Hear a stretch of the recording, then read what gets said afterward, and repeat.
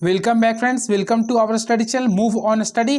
तो फ्रेंड्स, मैं आज आप लोग के बीच में रेलवे एएलपी सीबीटी 2 के लिए पार्ट बी जो आप लोग के सामने आईटीआई इलेक्ट्रीशियन ट्रेड का होने वाला है, इसके लिए मैं आप लोग के सामने सेट नंबर 13 लेके आऊँ।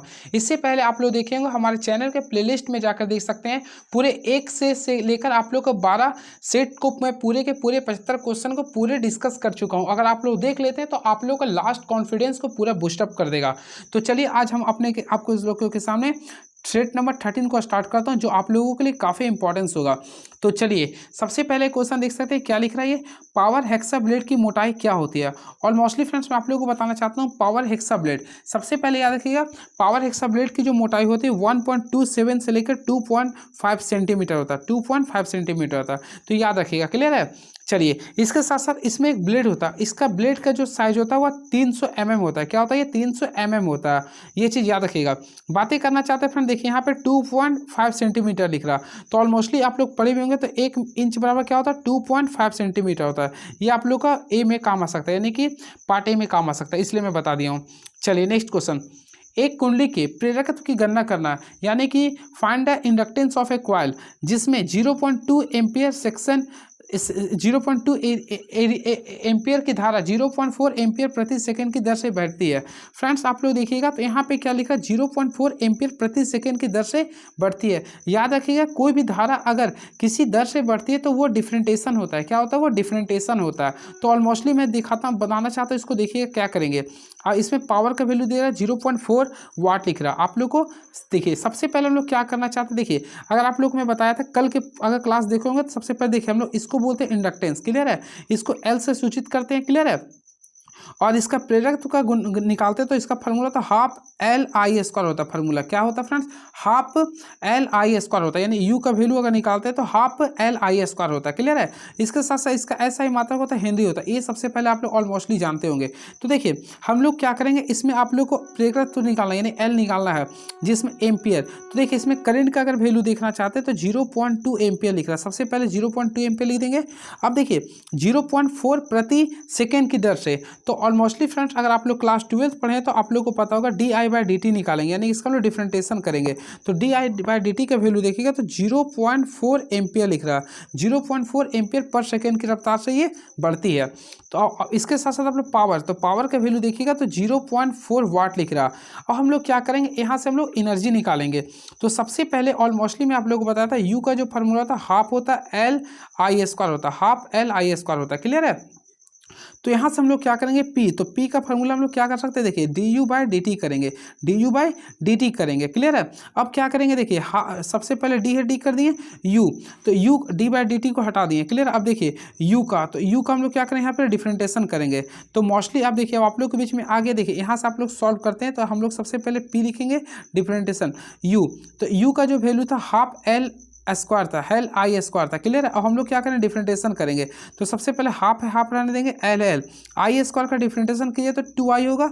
अब विथ रिस्पेक्ट टू टी था तो डी आई बाई क्या लिखेंगे, डी टी लिखेंगे। और आप लोग को पुट करना वैल्यू को।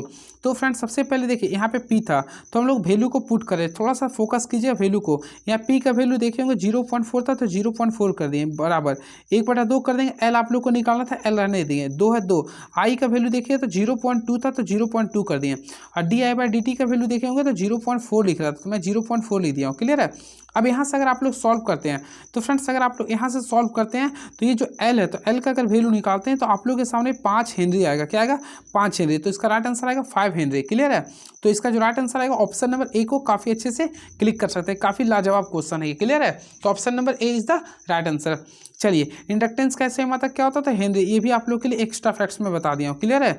चलिए and very next question is now लिख रहा है, एक डीसी मोटर का आर्मेचर 2 परत लैप कुंडलन है जो 6 चालक प्रति स्लॉट के साथ 72 स्लॉट में रखा गया है। तो आर्मेचर के लिए न्यूनतम दिक परिवर्तक बार की संख्या क्या होगी। तो फ्रेंड्स सबसे पहले याद रखिएगा, दिक परिवर्तक बार की संख्या अगर बोलता है तो आपको जो स्लॉट है उसके कुल चालक से गुना कर देंगे। तो टोटल स्लॉट की संख्या 72 है और कुल चालक की संख्या 6 था, टोटल परत कितना था, 2 था, तो हम लोग इसे डिवाइड करेंगे। ऑलमोस्टली अगर आप लोग सॉल्व करते हैं तो इसका राइट आंसर आएगा 216, जो कि ऑप्शन नंबर डी को काफ़ी अच्छे से क्लिक कर सकते हैं। And very next question is now. तो देखिए एलटी केबल के इंसुलेशन का परीक्षण पर किया जाता है। सबसे पहले हम लोग बातें करना चाहते हैं एलटी के बारे में। तो मोस्टली फ्रेंड्स कल मैं आप लोग को बताया भी था। तो देखिए एलटी, सबसे पहले एलटी का फुल फॉर्म होता है, देखिए लो टेंशन होता है। एलटी का फुल फॉर्म सबसे पहले याद कर लीजिए, लो टेंशन होता है। एक होता है लो टेंशन का, एक होता है हाई टेंशन के बारे में, जो इसे एचटी बोलते हैं। सबसे पहले याद रखिएगा, लो टेंशन केबल का जो वोल्टेज होता है वह 1 किलो वोल्ट होता है, यानी 1 केवी होता है। क्लियर है। इसके साथ साथ एक होता है एचटी होता है, यानी जिसे बोलते हैं हाई टेंशन। तो उसका जो वोल्टेज होता है वह 1 केवी से लेके 11 किलो वोल्ट तक होता है। इस चीज़ को आप लोग को याद रखना पड़ेगा। क्लियर है। तो यहाँ पे क्वेश्चन लिख रहा है, देखिए एचटी केबल के लिए इंसुलेशन का परीक्षण किस पे किया था। तो ऑलमोस्टली अभी मैं आप लोग को बताया था, इसका वोल्ट कितना होता है, 1100 वोल्ट पे आता है। कितना पे आता है, ये 1100 वोल्ट। तो राइट आंसर कीजिए, तो ऑप्शन नंबर ए को काफ़ी अच्छे से क्लिक कर सकते हैं। क्लियर है। तो option number 1 is the right answer. और इसका होता है कितना, तो 1 केवी होता है। क्लियर है। चलिए and very next question is now. दिए गए विकल्पों में से घरेलू उपकरणों के लिए प्रयुक्त केबल का प्रकार चुनें। गोल लचीला cable, submersible flat cable, shielded cable, armed cable. तो फ्रेंड्स यहाँ पे अगर आप लोग फोकस करते हैं तो यहाँ पे आप लोग को लिखा है घरेलू उपकरण के लिए। तो हम लोग घरेलू उपकरण में गोल लचीला केबल का प्रयोग करते हैं। तो राइट आंसर कीजिए, तो ऑप्शन नंबर ए को काफ़ी अच्छे से क्लिक कर सकते हैं। क्लियर है। याद रखिए, जो केबल हम लोग यूज करते हैं उसमें उसके ऊपर जो परत चढ़ाता है वो पीवीसी का होता है। किसका होता है, पीवीसी का। और फ्रेंड पीवीसी क्या होता है, एक प्रकार का पॉलीमर होता है। जो इसका मोनोमर यूनिट क्या होता है, पॉलीविनाइल क्लोराइड होता है। क्लियर है। चलिए very next question you know, aluminium solder का गलनांक क्या होता है। तो देखिए सबसे पहले बातें करना चाहते हैं एल्युमिनियम के बारे में। देखिए यहाँ जो मैं बता रहा हूँ फ्लैक्ट, आप लोग ध्यान दीजिए। सबसे पहले क्या लिख रहा है यार, हाँ एल्युमिनियम सोल्डर के बारे में सबसे पहले याद रखिएगा एल्युमिनियम। तो एल्युमिनियम सोल्डर का जो गलनांक होता है वह 170 डिग्री सेल्सियस से 170 डिग्री सेल्सियस से लेके जो होता है वह 215 डिग्री सेल्सियस के बीच में होता है। इस चीज़ को याद रखिएगा। क्लियर है। इसके साथ साथ याद रखिएगा एल्युमिनियम की वस्तुओं को सोल्डरिंग करने के लिए इसमें AlCaP का हम लोग सोल्डर का प्रयोग करते हैं। क्लियर है। इस चीज़ को भी आप लोग को ध्यान में रखना पड़ेगा।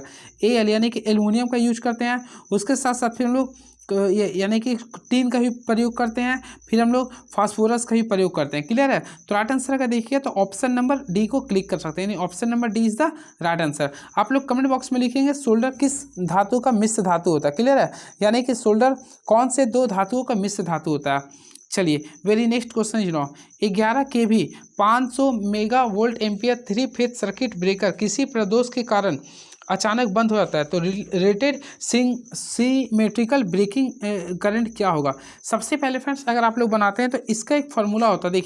देखिए आप लोग को फार्मूला जो बताना चाहता, देखिए यहाँ पे सिमेट्रिकल ब्रेकिंग करंट का फार्मूला बताना चाहता हूँ।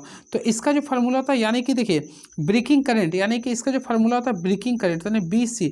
तो इसका जो फार्मूला होता है सबसे पहले √3 करते हैं, फिर V रेटेड में लिखते हैं। क्या लिखते हैं, V रेटेड में लिखते हैं। उसके बाद हम लोग I आप लोग को जो निकालना यानी कि सिमेट्रिकल लिखते हैं। क्लियर है। अब इसके अकॉर्डिंग पुट कीजिए।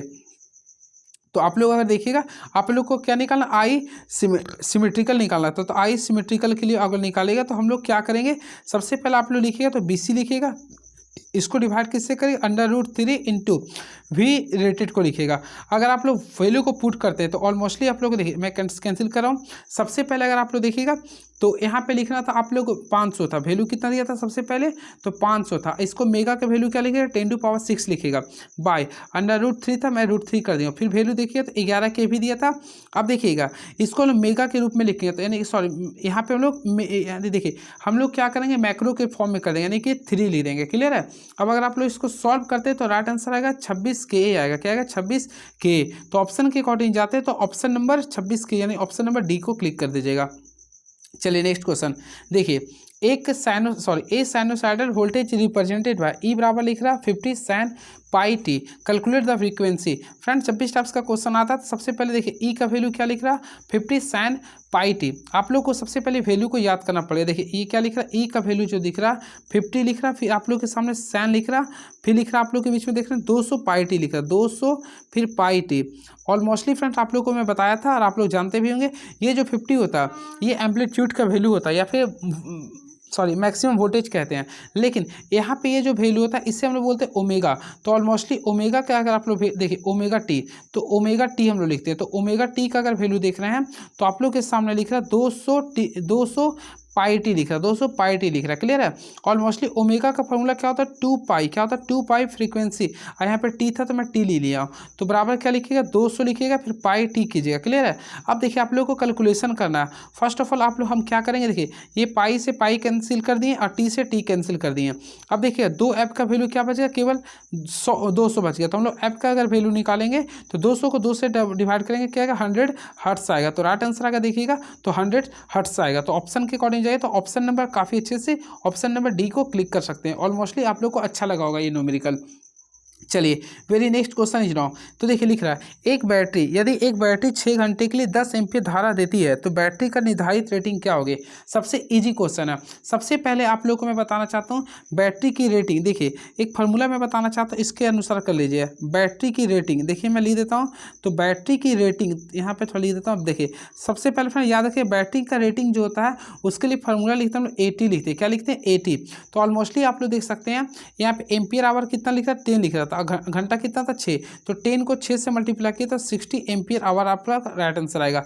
तो देखा जाए तो राइट आंसर क्या आएगा 60 एम्पियर आवर, यानी ऑप्शन नंबर डी को काफ़ी अच्छे से क्लिक कर सकते हैं। चलिए और याद रखिएगा इसका यूनिट भी क्या होता है, तो एम्पियर आवर ही होता है। चलिए क्वेश्चन नंबर 10 देखते हैं क्वेश्चन क्या है। फ्रेंड्स आप लोग कमेंट बॉक्स में लिखिए आप लोगों को क्लास कैसा लगता है हमारा, ताकि हम भी थोड़ा मोटिवेट हों। कुछ कमी होता होगा तो जरूर आप उस चीज़ को बोलिए ताकि मैं इसको सुधार कर सकूं। पिछले वीडियो में मैं देखा था बहुत कुछ स्टूडेंट्स लिखे थे कि क्वेश्चन नंबर 41 का और शायद 71 का आप क्वेश्चन गलत बताएं। तो मैं आप लोग को बताना चाहता हूँ जो मैं बताया था सीरीज वाले में वो सही था, डीसी मोटर वाले में, क्लियर है।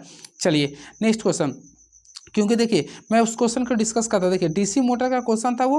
तो डीसी मोटर में ऑलमोस्टली मैं जो बताया था, देखिए इसमें 3 फेज होता है, एक 2 स्टार होता है, 3 स्टार होता है, 4 स्टार होता है। 2 स्टार जो जुड़ा होता है वह सीरीज से जुड़ा होता है, 3 स्टार आप लोग का शंट से जुड़ा होता है, और 4 स्टार जो होता है वो कंपाउंड होता है। तो ये तो मैं बताया था, तो आप लोग का 2 वाला दिया था, तो मैं सीरीज ठीक तो बताया था, उसमें आप लोग देख लीजिएगा फिर से। चलिए नेक्स्ट क्वेश्चन, तो नेक्स्ट क्वेश्चन आप लोग के बीच में क्या लिख रहा है देखता हूं मैं। क्वेश्चन नंबर यानी कि 10 में आप लोग को बता दिया हूं, क्लियर है। चलिए शायद 10 नहीं बताया हूं, हाँ 10। लीड एसिड बैटरी का नाममात्र सेल वोल्टेज कितना होता है। देखिए लीड एसिड बैटरी का नाममात्र सेल वोल्टेज कितना होता है। तो फ्रेंड्स याद रखिए काफ़ी अच्छा क्वेश्चन है ये। तो लीड एसिड बैटरी का नाममात्र वोल्टेज जो होता है यानी कि नॉमिनल जो सेल वोल्टेज होता है इसका वोल्टेज होता है 2 वोल्ट होता है। क्या होता है ये 2 वोल्ट होता है। तो राइट आंसर किया तो ऑप्शन नंबर ए को काफ़ी अच्छे से क्लिक कर सकते हैं। चलिए याद रखिए लीड एसिड जो बैटरी होता है वह एक सेकेंडरी सेल होता है। कैसा होता है ये सेकेंडरी सेल होता है। चलिए अब बातें करना चाहते हैं फ्रेंड कुछ एक्स्ट्रा फैक्ट्स के बारे में। आप लोग कमेंट बॉक्स में लिखिएगा लीड एसिड फील्ड में हम लोग क्या चीज़ कौन सा किस इलेक्ट्रोलाइट्स का यूज करते हैं, आप लोग कमेंट बॉक्स में लिखिएगा। चलिए very next question is now. तो नेक्स्ट क्वेश्चन लिख रहा देखते हैं। तो नेक्स्ट क्वेश्चन लिख रहा है निम्नलिखित में कौन विषम चुंबकीय सामग्रियों का उदाहरण है। तो फ्रेंड लिख रहा है which of the following are example of heterogeneous magnetic material. तो देखिए सबसे पहले याद रखिएगा मैं एक्स्ट्रा फैक्ट्स बताना चाहता हूँ। हेट्रोजीनियस मैग्नेटिक मटेरियल को हम बोलते हैं डाई मैग्नेटिक मटेरियल। क्या बोलते हैं डाई मैग्नेटिक मटेरियल, क्लियर है। और डाई मैग्नेटिक मटेरियल उसे कहते हैं जो चुंबकीय क्षेत्र में रखे जाने पर क्षेत्र की विपरीत दिशा में कमजोर चुंबकत्व प्राप्त करते हैं, यानी कि जिसमें कमजोर चुंबकत्व कमजोर मैग्नेटिक उत्पन्न होता है उसे बोलते हैं डायमैग्नेटिक, क्लियर है। तो देखिए ऑप्शन के अकॉर्डिंग देखिएगा इसका एग्जांपल आप लोग सबसे पहले याद रखिएगा सोना होता है। क्या होता है देखिए सोना होता है, फिर उसके बाद चांदी होता है, सोना चांदी, उसके बाद कॉपर भी होता है, फिर शीशा होता है। तो देखिए ऑप्शन नंबर आप लोग का सी में लिखा हुआ था, सोना तांबा शीशा को आप लोग कर सकते हैं, क्लियर है। इसके साथ साथ याद रखिएगा एक अनुचुंबक, यानी ये जो आप लोग का अनुचुंबक है इसका जो आप लोग का चुंबकशीलता होता है, ये परमेबिलिटी जो होता है आप लोग का क्या होता है देख लीजिए, यानी कि परमेबिलिटी जो आप लोग का 1 से लेस देन होता है, क्लियर। इस चीज़ को भी आप लोग को ध्यान में रखना पड़ेगा। और इसका सक्सेसिबिलिटी का जो वैल्यू होता है वह नेगेटिव में होता है। क्या होता है ये नेगेटिव में होता है, इस चीज़ को भी आप लोग को ध्यान में रखना पड़ेगा। चलिए very next question is now. तो नेक्स्ट क्वेश्चन ये रहा 400 ओम प्रोत्कर्ष प्रतिबाधा की एक सिरोपरि संचरण लाइन 400 ओम प्रोत्कर्ष प्रतिबाधा की एक भूमिगत लाइन में अंतःस्थित लाइन और तार की संधि पर प्रगामी तरंग के लिए प्रवर्तक गुणांक क्या होगा। देखिए सबसे पहले इस क्वेश्चन को अगर आप लोग बनाते हैं तो आप लोग देखिए सबसे पहले इंडक्टेंस का वैल्यू लिख रहा यहाँ पे, अगर आप लोग देखिए सबसे पहले जेड एल, तो जेड एल का वैल्यू क्या लिख रहा है यानी कि 400 लिख रहा है, 400 वाट लिख रहा। सॉरी वाट नहीं थी, ओम होना चाहिए था, 400 ओम लिख रहा, क्लियर है। इसके बाद अगर आप लोग देखिएगा जेड एस की बात करना चाहते हो तो जेड एस की अगर बातें करना चाहते हैं तो 40 ओम लिखना चाहिए था, 40 ओम लिख रहा, क्लियर है। आप लोग को क्या निकालना, वोल्टेज के बारे में निकालना, क्या निकालना, वोल्टेज के बारे में। तो याद रखिएगा रिफ्लेक्शन कोएफिशिएंट निकालेगा, यानी कि रिफ्लेक्शन कोएफिशिएंट को डेल भी लिखते हैं। तो इसका फार्मूला सबसे पहले याद रखिएगा, देखिए डेल भी का फार्मूला होता है आप लोग को, सबसे पहले जेड एल लिखते हैं, क्या लिखते हैं, Z L minus Z S करते हैं, Z L minus Z S by करते हैं Z L, sorry Z L plus Z S करते हैं, ये फार्मूला होता है, क्लियर है। और आप लोग पुट कीजिए। फर्स्ट ऑफ ऑल आप लोग देखिएगा तो वैल्यू क्या दिख रहा था, तो हम देखना चाहते हैं, इसमें लिख रहा था शुरू में जेड एल यानी इंडक्टेंस वाला का वैल्यू लिखा था 400, तो 400 में हम लोग क्या करेंगे 40 को माइनस कर देंगे, फिर क्या करेंगे दोनों को सम कर देंगे, यानी 400 प्लस 40 को सम कर देंगे। और मोस्टली फ्रेंड्स अगर आप लोग सॉल्व कीजिएगा तो 0.82 आएगा, क्या आएगा 0.82 इसका राइट आंसर आएगा। तो ऑप्शन है बिल्कुल 0.82, यानी ऑप्शन नंबर सी को क्लिक कर सकते हैं। काफ़ी अच्छा क्वेश्चन था ये, क्लियर है। तो प्रवर्तक गुणांक का मैं फार्मूला बता दिया हूँ, फिर से मैं बता रहा हूँ, जेड एल कीजिएगा माइनस जेड एस कीजिएगा, फिर दोनों को सम कर दीजिएगा, यानी Z L plus Z S कीजिएगा, क्लियर है। ये फार्मूला होता है कोएफिशिएंट रिफ्लेक्शन कोएफिशिएंट का होता है। चलिए next question, 230 volt alternating current 5 ampere धारा पर 30 डिग्री के लैग वाली एक प्रणाली के लिए प्रतिघाती शक्ति ज्ञात करें। तो फ्रेंड देखिए यहाँ पे अगर आप लोग फोकस कीजिएगा तो यहाँ पे प्रतिघाती को बोलते हैं रिएक्टिव पावर, क्या बोलते हैं, रिएक्टिव पावर आप लोग को निकालना है। और मोस्टली आप लोग को सबसे पहले जब भी न्यूमेरिकल क्वेश्चन आता है तो आप लोग देखिए क्या दिया है, तो सबसे पहले वोल्टेज देखेंगे तो क्या लिख रहा है 230 लिख रहा, यानी 230 वोल्ट लिख रहा। फिर बातें करना चाहते हैं करंट का, तो करंट का वैल्यू देखिए तो 5 एम्पीयर लिख रहा है, ठीक है। फिर बातें करना चाहते हैं डिग्री का, तो फ्रेंड डिग्री अगर देखिएगा तो 30 डिग्री लिख रहा है। और हम लोग बातें करना चाहते हैं रिएक्टिव के लिए, तो सबसे पहले रिएक्टिव पावर को हम लोग क्यू से डिनोटेट करते हैं। इसका फार्मूला क्या होता है, वी आई, देखिए इसका फार्मूला होता है वी आई साइन थीटा होता है, वी आई साइन थीटा होता है। और हम लोग क्या करें भी, तो भी का वैल्यू देखिए 230 है, और आई यानी करंट का वैल्यू 5 है, साइन 30 का, तो साइन 30 का वैल्यू 1/2 होता है। और आप लोग सॉल्व कीजिए, और मोस्टली फ्रेंड्स अगर सॉल्व किए तो 575 आएगा। अब देखिए यहाँ पे क्वेश्चन ये आता है कि रिएक्टिव पावर का यूनिट क्या होता है, तो फ्रेंड्स याद रखिएगा VAR होता है, क्या होता है, VAR होता है, क्लियर। तो ऑप्शन नंबर 75 VAR लिखिए, यानी ऑप्शन नंबर सी को क्लिक कर सकते हैं, क्लियर है। चलिए फ्रेंड्स आप लोग बताइए एक्टिव पावर, यानी एक्टिव पावर जो होता है उसका फार्मूला क्या होता है, तो एक्टिव पावर का होता है VI cos थीटा होता है, क्लियर। इसका जो यूनिट होता है यह वाट होता है, क्या होता है फ्रेंड, वाट होता है। इस चीज़ को भी आप लोग याद रखिएगा। चलिए मैं एक वीडियो लाऊंगा, मैं आप लोग को बोल रहा हूँ, मैं एक वीडियो में आप लोग को लाएंगे, शायद क्वार्टरली क्लासेस का जो नोट्स आप लोग पढ़ रहे होंगे उसी का मैं एक वीडियो लाऊंगा, उसमें बहुत सारे क्वेश्चन को मैं ऐड करूंगा और साथ साथ बहुत सारे कंसेप्ट को दूंगा, जो आप लोग एक वीडियो अगर मेरा 2 घंटा का क्लासेस रहेगा, अगर उसको कर लेते हैं तो पूरे का पूरे कॉन्फिडेंस बूस्टअप हो जाएगा। आप लोग कमेंट बॉक्स में लिखा आप लोगों को कब नीड है उसका, मैं वो तैयार कर रहा हूँ उस चीज़ के लिए। चलिए नेक्स्ट क्वेश्चन, यदि एम्पलीफायर का इनपुट और आउटपुट क्रमशः 1 और 100 ओम है तो एम्पलीफायर डीबी का पावर गेन कितना होगा। तो फ्रेंड्स सबसे पहले आप लोग फोकस कीजिए, देखिए यहाँ पे लिखा है एम्पलीफायर का इनपुट और आउटपुट 1 और 100 ओम है तो एम्पलीफायर में पावर गेन क्या होगा। तो सबसे पहले इसमें देखिए पिन, तो यहाँ पे देखेंगे हम लोग पिन का वैल्यू, तो पिन का वैल्यू यानी कि इन, यानी कि देखिए सबसे पहले हम लोग क्या करेंगे पावर, यानी कि पावर जो है इन में देख रहे हैं, यानी कि इन में कितना करो तो 1 लिख रहा है, क्या लिख रहा है 1 में 1 लिख रहा। वही हम लोग इसका ऑट में देखते हैं, तो ऑलरेडी ऑट देखें तो 100 है, क्लियर है। आप लोग को पावर एम्पलीफायर पावर गेन देखना है तो डीबी में देखना है। तो हम लोग इसके लिए फार्मूला क्या करते हैं, देखिए सबसे पहले इसमें लॉग का यूज करते हैं, क्या करते हैं लॉग को यूज करेगा। तो इसके लिए फार्मूला होता है 10 कीजिएगा, फिर देखिए लॉग कीजिएगा, फिर आप लोग को 10 कीजिएगा। अब आप लोग को देखिए पी ऑट, देखिए इसका फार्मूला होता है यहाँ पे P ought by P in, ये थोड़ा सा टफ क्वेश्चन मैं बोलूँगा, P ought by P in होता है। अब ऑलमोस्टली आप लोग लॉग अगर पढ़ें तो आप लोगों के लिए काफ़ी अच्छा होगा। 10 log 10 का वैल्यू निकालेंगे तो 1 होता है, क्लियर है। अब पी ऑट, तो पी ऑट का वैल्यू देखेंगे तो 100 था, अब पी इन का वैल्यू था 10 था। अब यहाँ से कैंसिल कीजिए तो क्या बचेगा 10 बचेगा, 10 ही बचेगा ना, हाँ 10 बचेगा। तो 10 डेसिबल इसका राइट आंसर होगा, 10 डेसिबल, सॉरी 10 log 2 भी। तो यहाँ पे अगर 10 log 10, यहाँ से अगर इसका वैल्यू शायद 2 होता है, हाँ 10 log 2 का 2 होता है, तो 10 को 2 से गुना कीजिए कितना होगा 20 आएगा। तो right answer option number B को क्लिक कर सकते हैं, क्लियर है। चलिए अब नेक्स्ट क्वेश्चन देखते हैं क्या लिख रहा है ये। तो नेक्स्ट क्वेश्चन आप लोगों के सामने ये रहा, एक 2 ओम प्रतिरोधक तथा 1 ओम प्रतिरोधक को श्रृंखला के रूप में एक 6 वोल्ट सेल से जोड़ा गया है। 2 ओम प्रतिरोधक से विसरित शक्ति कितनी होगी। सबसे पहले देखिए आप लोग को बोल रहा प्रवाहित, देखिए आप लोग बोल रहे एक 2 ओम प्रतिरोधक और 1 ओम प्रतिरोधक है श्रृंखला में जोड़ा हुआ, क्या इसमें जोड़ा गया सीरीज में जोड़ा। तो हम लोग क्या करेंगे, देखिए मान लीजिए एक 2 ओम का ये हो गया और आपका ये 1 ओम का है, हम लोग इसे सीरीज में जोड़ रहे हैं। तो हम लोग सबसे पहले एक सर्किट बनाए, तो ऑलमोस्टली आप लोग देखिए आप लोग बना भी लिए होंगे। तो हम लोग ये बनाएंगे। अब देखिए इसमें एक का वैल्यू कितना लिख रहा है, तो ऑलमोस्टली आप लोग देखेंगे 2 ओम, तो हम लोग 2 ओम लिख दिए और एक का वैल्यू लिख रहा है 1 ओम। क्लियर है। अब हम लोग क्या करेंगे, इसमें वोल्टेज देखिएगा तो 6 वोल्ट था, तो यहाँ प्लस होता है, ये माइनस होता है। और हम लोग को लिख रहा है ये 2 ओम प्रतिरोधक में विशेष शक्ति निकालना है। तो सबसे पहले हम लोग क्या करेंगे, परिपथ में कुल धारा निकालेंगे। तो फ्रेंड कुल धारा निकालिएगा तो देखिए धारा यानी आई निकालना, तो आई का फॉर्मूला क्या होता है, वी बाय आर होता है, तो वी बाय आर लिख दिए। अब देखिए वी का वैल्यू कितना है, तो 6 दिया, आर का वैल्यू सीरीज में था तो दोनों को ऐड कर देंगे, यानी कि टोटल वैल्यू आएगा आप लोग का 2 एम्पियर आएगा। क्या आएगा, 2 एम्पियर। अब क्वेश्चन आप लोगों के सामने लिखा 2 ओम प्रतिरोधक में विशिष्ट शक्ति क्या होता है, तो ऑलमोस्टली फ्रेंड्स पी का फॉर्मूला क्या लिखे शक्ति के लिए, तो आई स्क्वायर आर निकालिए। क्लियर है। आई का वैल्यू अगर आप लोग देखे होंगे तो आई का वैल्यू कितना लाए थे, 2 लाए, तो 2 का स्क्वायर कर देंगे यानी 4 हो गया, इंटू आर बोला 2 ओम के लिए, आप लोग गुना करें, 2 दूनी 4 दूनी 8 हो गया, तो राइट आंसर देखिएगा तो 8 वाट आएगा।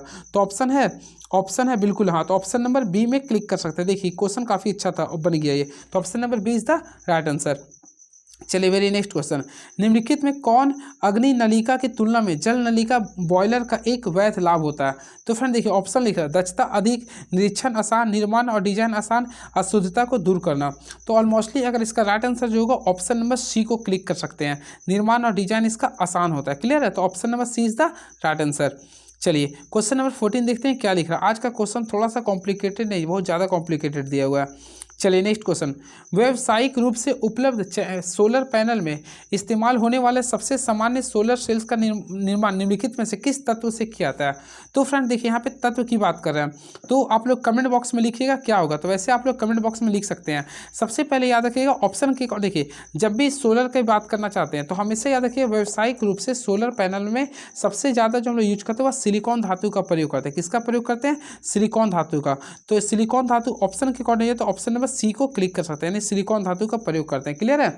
चलिए अब याद रखिए सिलिकॉन का संकेत होता है SI। क्लियर है। इसके साथ साथ इसका एटॉमिक नंबर 14 होता है, तो इसका वैलेंसी निकालिए तो 2 8 4 यानी कि 4 आ रहा, और 4 है तो इसे हम लोग एक प्रकार का शुद्ध अर्धचालक बोलते हैं। क्या बोलते हैं फ्रेंड, शुद्ध अर्धचालक। बातें करते हैं, देखिए शुद्ध अर्धचालक को हम बोलते हैं इंट्रिंसिक सेमीकंडक्टर। इंट्रिंसिक सेमीकंडक्टर बातें करना चाहते हैं, इंट्रिंसिक सेमीकंडक्टर होता क्या, देखिए वैसे सेमीकंडक्टर जिसमें होल्स यानी नंबर ऑफ होल्स के साथ साथ नंबर ऑफ इलेक्ट्रॉन दोनों अगर इक्वल है तो उसे बोलते हैं इंट्रिंसिक सेमीकंडक्टर। क्लियर है। तो सिलिकॉन एक प्रकार का इंट्रिंसिक सेमीकंडक्टर है जिसमें नंबर ऑफ होल्स और नंबर ऑफ इलेक्ट्रॉन दोनों क्या होता है, आपस में इक्वल होते हैं। क्लियर है। इसके साथ साथ याद रखिएगा सिलिकॉन का प्रयोग जर्मेनियम की अपेक्षा अधिक किया जाता है। क्लियर है। और बातें करना चाहते हैं सोलर सेल की, जो आप लोग को लिख रहा था, तो फ्रेंड्स याद रखिएगा सोलर सेल एक प्रकार का फोटोवोल्टाइक यंत्र होता है, ये भी क्वेश्चन पूछता है। तो सोलर सेल एक प्रकार का फोटो यांत्रिक, याद रखिएगा सोलर सेल एक प्रकार का फोटोवोल्टाइक, सॉरी यहाँ पे मिस्टेक हो गया, सोलर सेल एक प्रकार का फोटोवोल्टाइक यंत्र होता है। इस चीज़ को भी देखिएगा, पिछली बार क्वेश्चन ये पूछा था। क्लियर है। चलिए अब नेक्स्ट क्वेश्चन देखते हैं क्या लिख रहा है। इसके साथ साथ फ्रेंड्स अगर क्वेश्चन आता है कि सिलिकॉन का तापमान क्या होता है, तो देखिए ये क्वेश्चन अगर पूछ देता है तो सिलिकॉन का जो तापमान होता है वह 180 डिग्री सेल्सियस से लेकर आप लोग का 200 डिग्री सेल्सियस के बीच में होता है। क्लियर है। वही बातें करना चाहते हैं जर्मेनियम का, तो जर्मेनियम का जो होता है वह 80.85 डिग्री सेल्सियस होता है। क्लियर है।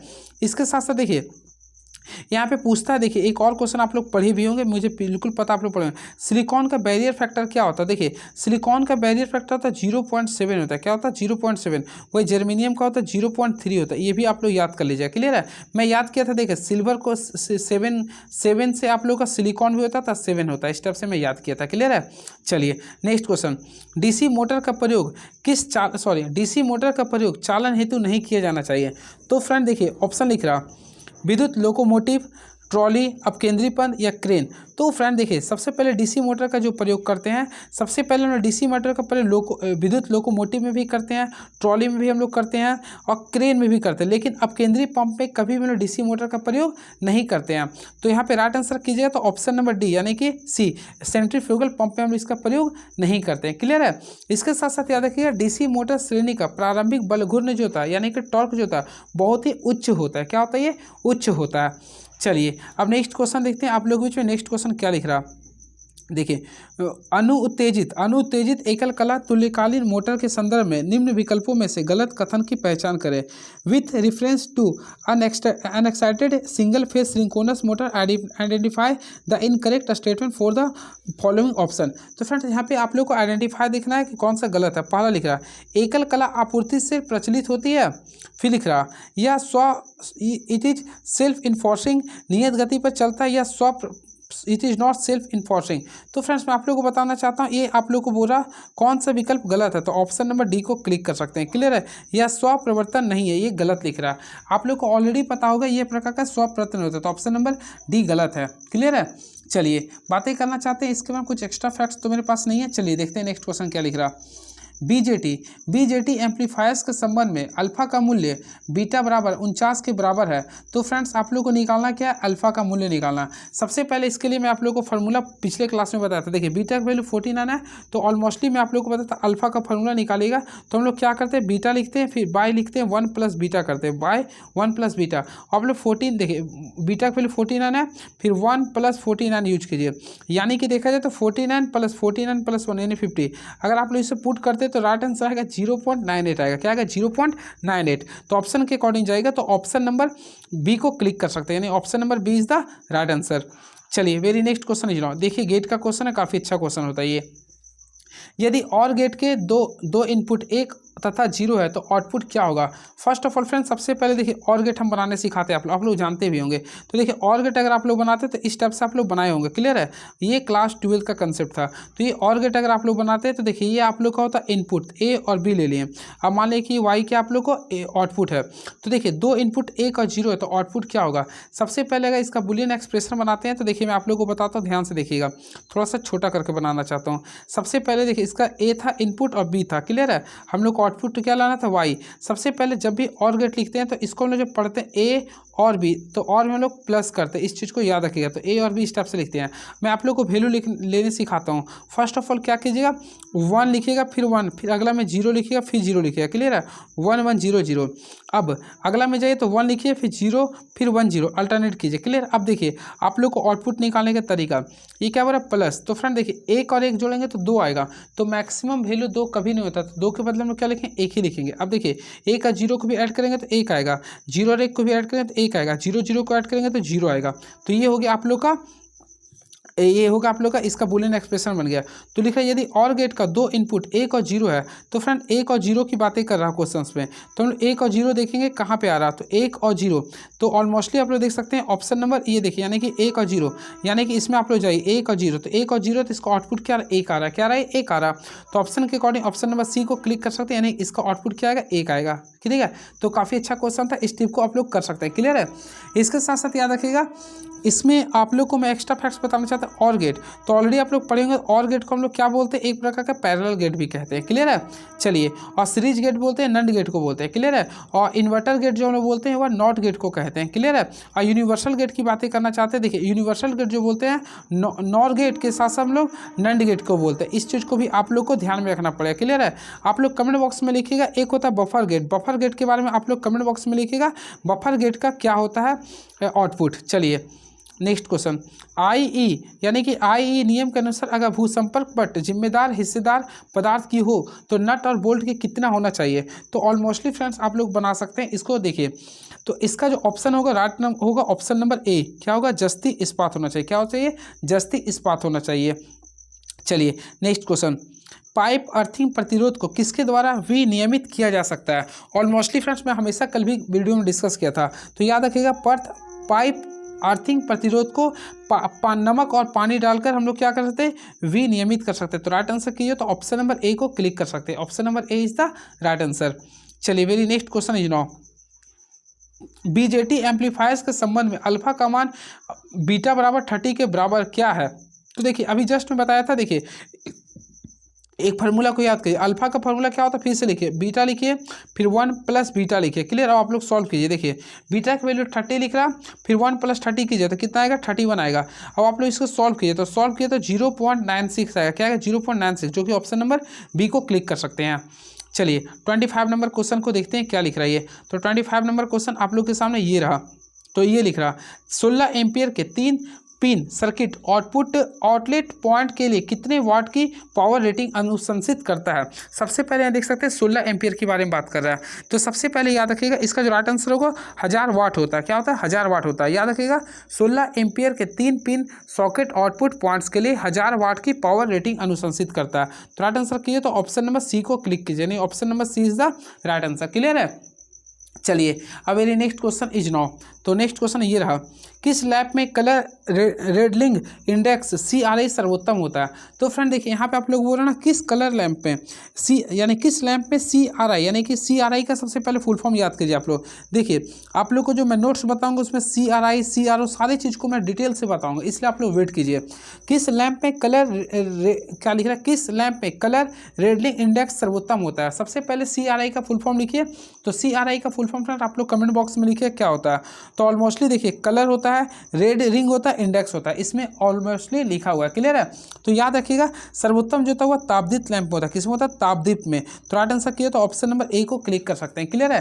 तो याद रखिएगा इंडिकेटिव लैंप का कलर रेडलिंग इंडेक्स सर्वोत्तम होता है। सबसे ज़्यादा किसमें होता है? तापदीप लैंपों में होता है। क्लियर है? याद रखिएगा यह किसी वस्तु के वास्तविक रंग का प्रतिपादक होता है, यानी जो उसका रंग होना चाहिए उसी का ये क्या होता है? प्रतिपादक होता है। यह किसी भी वस्तु के ओरिजिनल रंग का ये क्या होता है? प्रतिपादक होता है। इस चीज़ को आप लोग को ध्यान में रखना पड़ेगा। क्लियर है? साथ साथ याद रखिएगा सबसे कम CRI जो होता है, देखिए यहाँ पे मैं 2 चीज़ बताना चाहता हूँ। सबसे पहले CRI तो लिख दिया हूँ, इसका फुल फॉर्म तो ऑलमोस्टली कलर रेडलिंग इंडेक्स होता है। सर्वोत्तम की बातें करना चाहते हैं, देखिए सर्वोत्तम की बातें करना चाहते हैं तो फ्रेंड याद रखिए तापदीप लैंप हो गया। क्या हो गया? तापदीप लैंप हो गया। लेकिन अगर न्यूनतम की बातें करना चाहते हैं तो सबसे कम जो होता है वह होता है सोडियम पेपर का। किसका होता है? सोडियम का होता है, यानी कि सोडियम वेपर लैंप का होता है। क्लियर है? चलिए, और तापदीप लैंप में CRI का जो मान होता है फ्रेंड ये 95 होता है। कितना होता है? ये 95 होता है। Very next question is now, बातें करना चाहते हैं LED का। तो फ्रेंड ऑलरेडी आप लोग पता होगा LED का फुल फॉर्म क्या होता है? लाइट इमिटिंग डायोड होता है। क्लियर है? चलिए नेक्स्ट क्वेश्चन, निम्नलिखित में कौन सा गैर परंपरागत ऊर्जा संसाधनों का एक उदाहरण है। सबसे पहले देखिए मैं तोड़ के बता दूं, आप लोग कभी नहीं भूलेगा, मैं दावे के साथ बताऊं। देखिए परंपरागत यूज कीजिए। देखिए परंपरागत ऊर्जा उसे कहते हैं जिसका आप लोग परंपरा से यूज करते आ रहे हैं। आप लोग भी घर में देखिए, आप लोग के घर में परंपरा से क्या यूज होता है? घर में खाना अगर बनाते हैं तो सबसे पहले कोयला पे बनाते होंगे, बिल्कुल बनाते होंगे।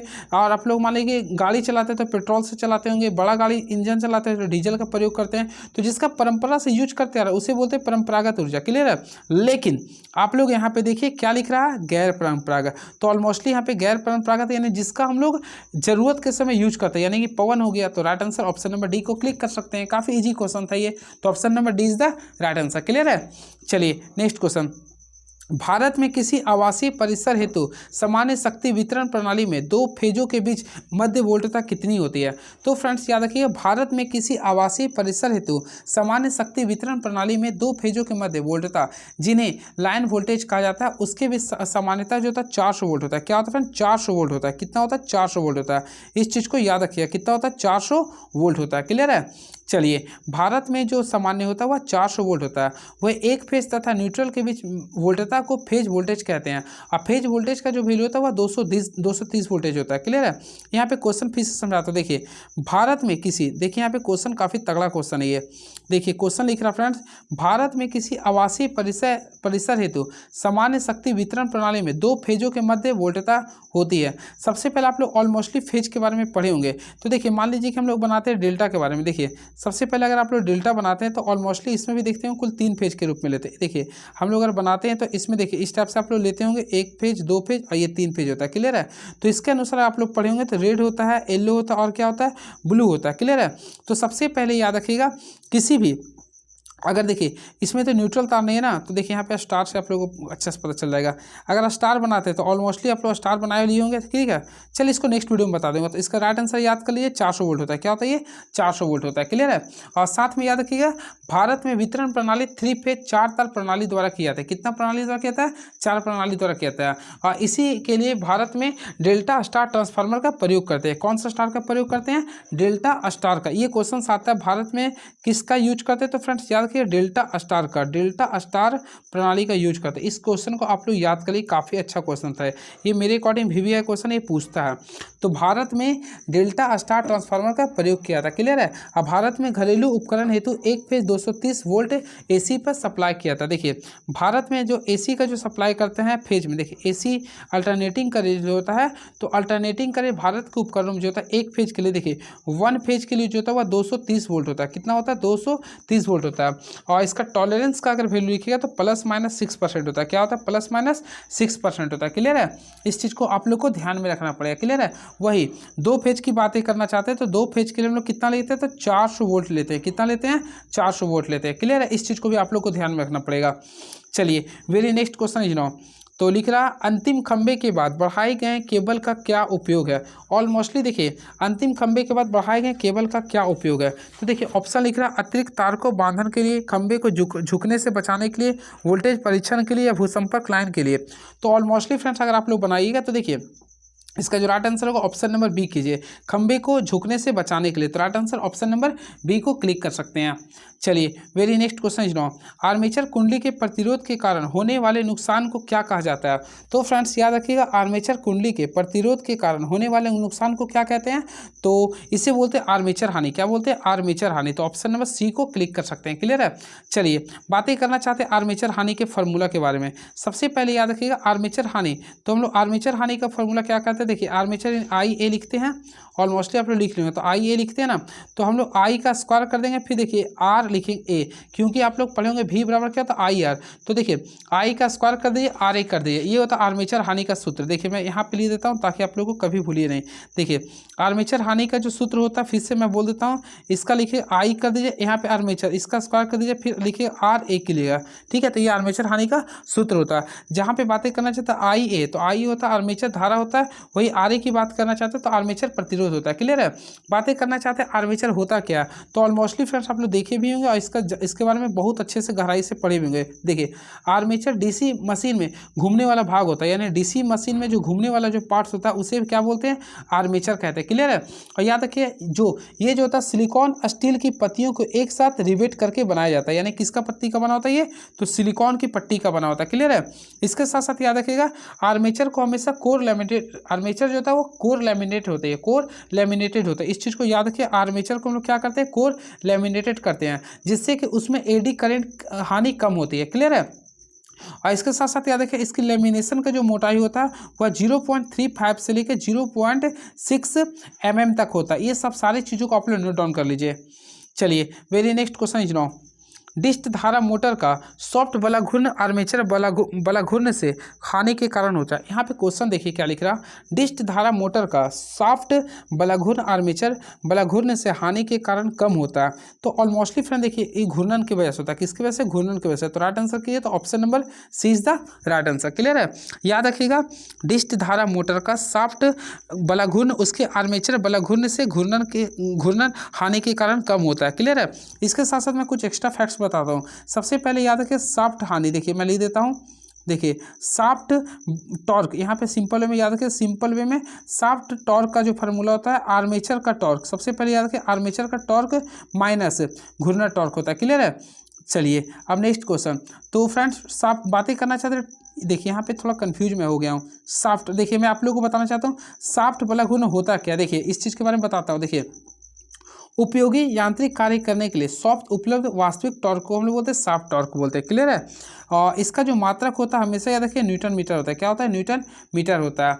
चलिए very next question is now, तो नेक्स्ट क्वेश्चन देखते हैं क्या लिख रही है। ट्रांसफार्मर कोर के निर्माण के लिए सामान्यतः निम्नलिखित में से किस सामग्री का प्रयोग किया जाता है। और मोस्टली फ्रेंड्स आप लोगों को बात अभी जस्ट मैं डिस्कस किया था, ट्रांसफार्मर कोर के निर्माण के लिए हम लोग सिलिकॉन स्टील का प्रयोग करते हैं। किस स्टील का प्रयोग करते हैं? तो सिलिकॉन स्टील का हम लोग प्रयोग करते हैं, क्लियर है। चलिए बातें करना चाहते हैं, याद रखिएगा सिलिकॉन स्टील के प्रयोग से हिस्टेरिसिस लॉ को न्यूनतम भी किया जा सकता है, क्लियर है। इसके साथ साथ क्रोड ट्रांसफार्मर का आंतरिक अंग होता है जो फ्लक्स को निम्न प्रतिष्ठम वाला रास्ता प्रदान करता है, क्लियर है।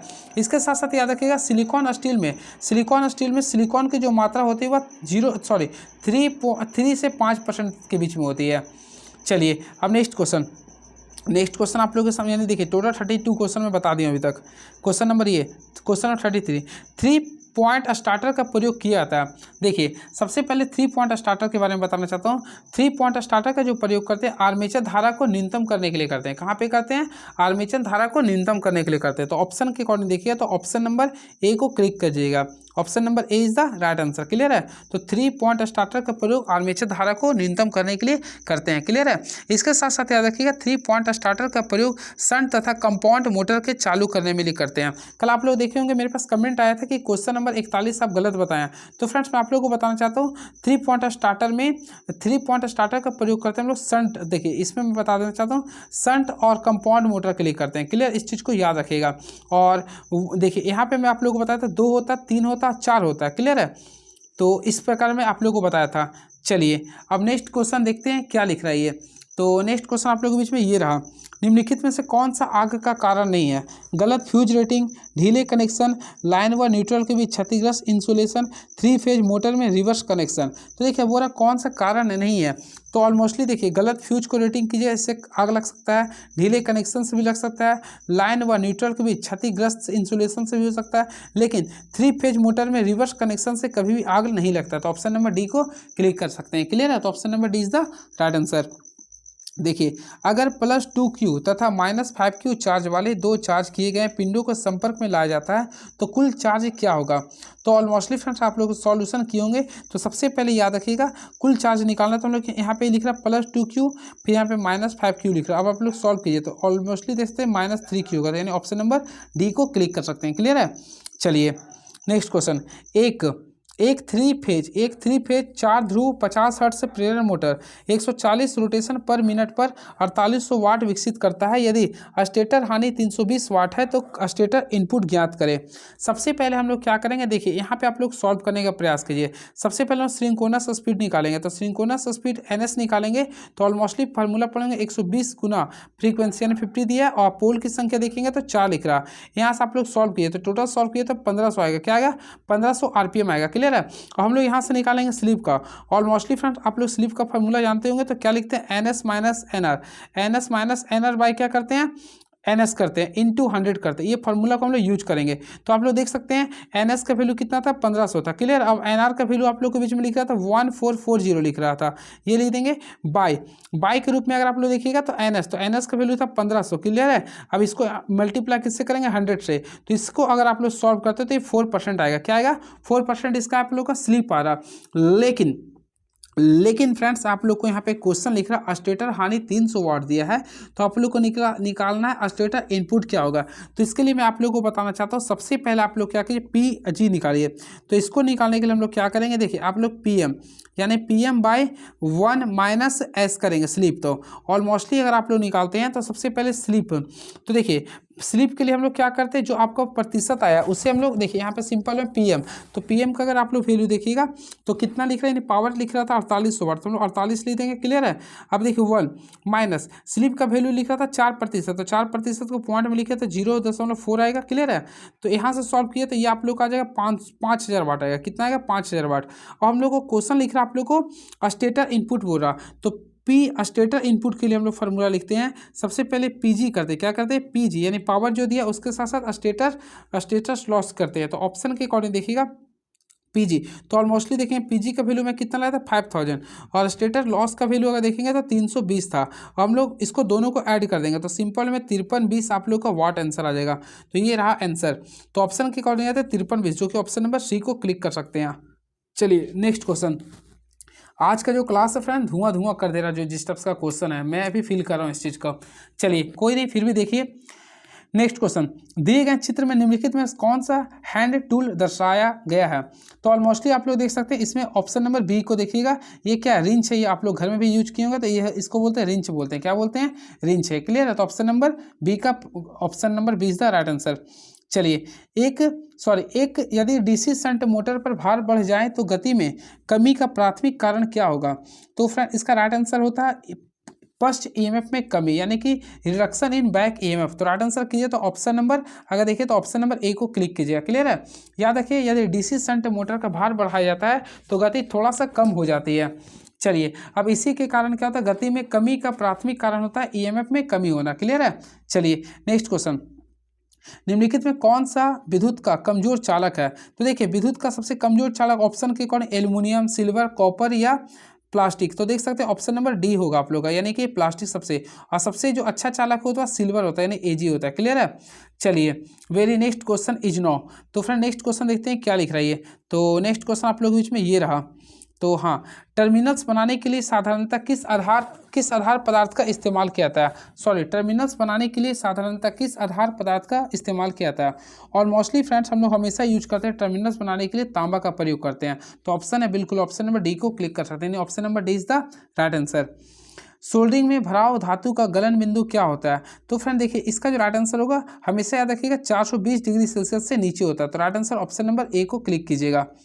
वेरी नेक्स्ट क्वेश्चन अब आ चुके हैं, देखिए क्वेश्चन नंबर 0.5 मीटर लंबा एक चालक 30 मीटर प्रति सेकंड वेग से 2t घनत्व के एक समान चुंबकीय क्षेत्र में संचालित है। तो गति की दिशा क्षेत्र के लंबवत होने पर चालक में प्रेरित वोल्टता की गणना करें।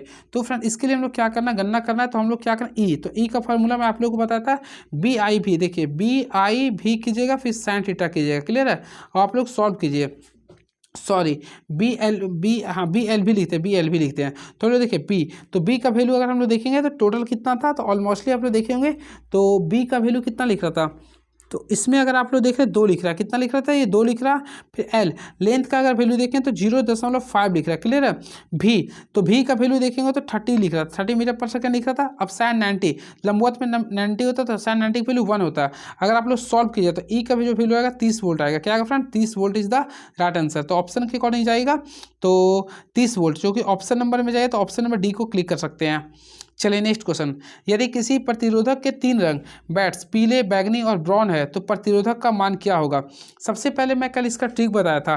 तो देखिए सबसे पहले आप लोग फार्मूला लिख लीजिए। देखिए इसका फार्मूला लिख लीजिए, जब भी कलर कोड की बोलते हैं तो आर, तो आर का फार्मूला थोड़ा मोटा लिख दो सागर। देखिए आर का फार्मूला होता है, देखिए इसके लिए लिखते हैं R1 इंटू R1 R2 करते हैं, फिर यहाँ क्रॉस लिखते हैं R3। क्लियर है? उसके बाद हम लिखते हैं प्लस माइनस R4 लिखते हैं, इसके अकॉर्डिंग चलते हैं।